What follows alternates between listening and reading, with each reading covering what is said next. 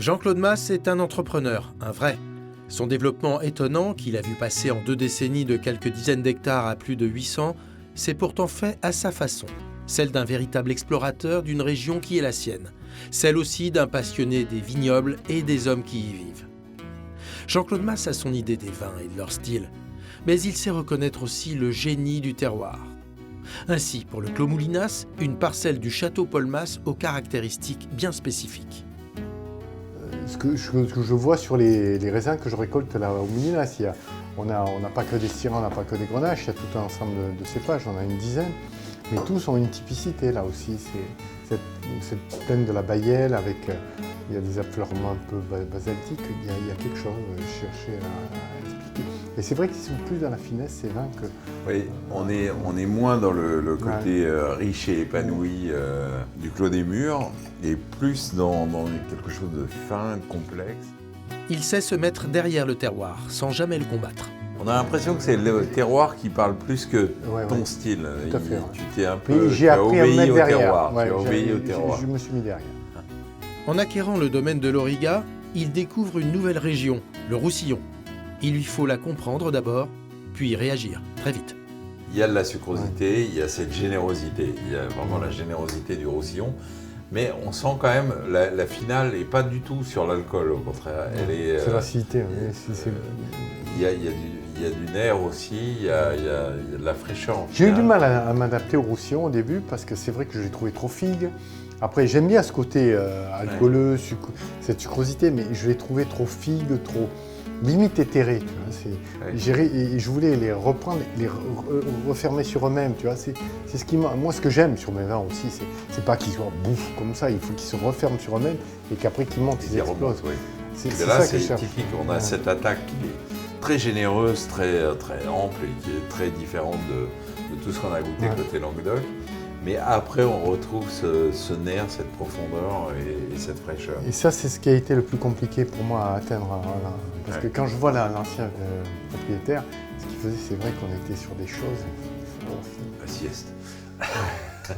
Ce respect du terroir n'empêche pas de poursuivre ses rêves, bien au contraire. Enfant du pays d'Oc formé au vin à l'étranger, Jean-Claude Mas rêve d'ouvrir les frontières des vins. Ainsi est né Astelia. Alors, Astelia, c'est un vin, c'est un concept et c'est aussi tes racines. Je trouve que tu es un des rares vignerons français qui a une inspiration, qui a une culture qui est internationale, peut-être même avant d'être française. Tu as eu toute cette période où tu étais à l'étranger, où tu faisais pas du vin, mais, tu as été tes sources d'inspiration là-bas. Et ça t'a marqué. Quand on est ici à Astelia, même architecture, etc., on pourrait être en Californie. Ou en Italie. Ou en Italie. Il y a, et tu vois, le soleil ne touche pas les murs, et ça c'est japonais. Donc voilà, c'est une alchimie, c'est un melting pot un peu de ma vie, quoi. Et le Cabernet, c'est un peu ça, parce que, si tu veux, j'aime les Cabernets. Les premiers Cabernet Sauvignon qui m'ont le plus bluffé, où je commence à découvrir le vin, sans vraiment connaître grand-chose, c'était quand j'habitais à Miami, c'est l'Amérique du Sud. Oui. Après, j'ai découvert la Napa. Après, j'ai découvert un peu l'Australie. Et j'ai essayé avec Astelia de faire un Cabernet, c'est vrai qu'il est très international, qui ressemble un peu à cette culture. Il n'y a pas un Cabernet plus... un grand vin un peu plus dans quelque chose de plus complexe. Mais c'est amusant parce que quand on goûte Astelia, on est vraiment transporté dans ce qu'on appelle en France le Nouveau Monde, qui n'est pas que le Nouveau Monde d'ailleurs, mais on le goûterait à l'aveugle, on le situerait certainement pas en France. Mais c'est aussi un de tes caractères, c'est peut-être un des vins qui va être le plus compliqué à comprendre pour les Français bien habitués à leur terroir ou à leur style de vin. Mais c'est aussi vraiment toi, ça. Ouais. Mais attends, là, on ne peut pas dire qu'il n'y a pas un terroir. Moi, j'ai lu l'histoire du Cabernet. Non, mais il y a un terroir, il y a un Cabernet qui n'est pas du tout végétal, c'est ça qui est très intéressant. Il est très mûr, épanoui. Et y a aussi un paquet de bois quand même. Hein. Oui, c'est la culture. Tout ça est riche, harmonieux, etc. Mais il faut s'y préparer, s'y habituer. Ouais. Et c'est vrai qu'il ne fera pas l'unanimité chez les buveurs de Cabernet en France. Ça va être difficile. Il faudra un certain temps. Mais Jean-Claude Mas manie le contre-pied avec un art consommé. S'il produit en rouge un Cabernet Sauvignon aux accents internationaux, le blanc d'Astelia sonne comme un brillant retour aux racines. Mais alors le Grand Blanc, on fait un pari. Cépagement quand même... très local. Oui, pas du tout international. Hein. Non. Grenache blanc, Picpoul et un peu de Viognier. Voilà, j'ai pris un pari là. Tu sais, comme font, encore une fois, je vais citer l'Italie, mais bon, comme font ces Italiens, près du lac de Garde, tout ça, ils font des vins ultra aromatiques, très bien équilibrés.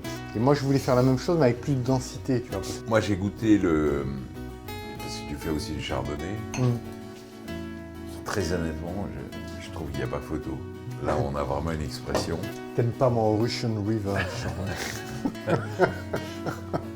Justement, tu sais, en ce moment, on sort pas beaucoup de France, c'est si loin la Californie. Mais là, on a vraiment un truc qui est à la fois complexe et qui a beaucoup d'énergie, beaucoup de plénitude et qui est complètement harmonieux. C'est très équilibré. C'est une vraie réussite. Tu vois. Honnêtement, je trouve que c'est un vin c'est un grand, ça s'appelle le Grand Blanc, ça correspond au nom. Bah, c'est vraiment là, j'aime bien me lancer des défis, hein, mais là c'est un défi. Ouais. Ah oui, c'est un beau défi. Et je pense que le Picpoul, c'est un cépage très sous-estimé, mais qui a beaucoup de sens dans ces régions qui voient la mer quand même. Là, il est en bio aussi, c'est un terroir. On revient à l'eau. On revient à l'eau. On l'aura compris, Jean-Claude Mas a décidé de vivre à fond ses rêves de vigneron. Et pour cet expérimentateur hors pair, le Languedoc est une terre incroyable, capable de révéler de grands terroirs aux caractéristiques diamétralement opposées.